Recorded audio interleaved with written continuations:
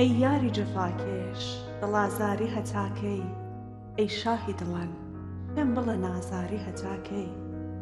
برمیسکی دو چاوانمەکە هاژە وەکوو چەم، ئەی چاوی خەمان پێم بڵە خونباری هەتاکەی.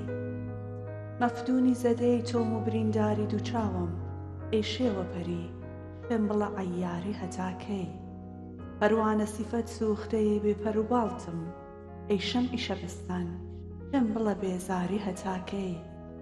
بێنەی کە منم ساکنی بەیتولحەزەنی خەم، ئەی تازە جەوان پێم بڵە خەمباری هەتاکەی. دڵی بوڵبوڵی بێچارە و ئالوودەی شینە، ئەی شاهی گوڵان پێم بڵە خەدداری هەتاکەی. شەو تاکو سەحەر مەستم و مایل بە خفۆخانم، ئەی نووری چەمان پێم بڵە بێداری هەتاکەی. مەجنون و سەراسیمەوە بیماری دوو چاوم، ئەی نەرگسی جان پێم بڵە بێماری هەتاکەی. وەک شاهدی کەنعان شەهی حوسن و جەماڵی، ئەی شاهی زەمان پێم بڵە دڵداری هەتاکەی. سەیادی دوو چاوانتەکە سەیدی دڵی خەڵق، ئەی غارەتی دڵ پێم بڵە شەراری هەتاکەی. ئەی زینەتی فردۆس ئەتۆی جانی وەساڵی، ئەی ڕاحەتی دڵ پێم بڵە سەرشاری هەتاکەی.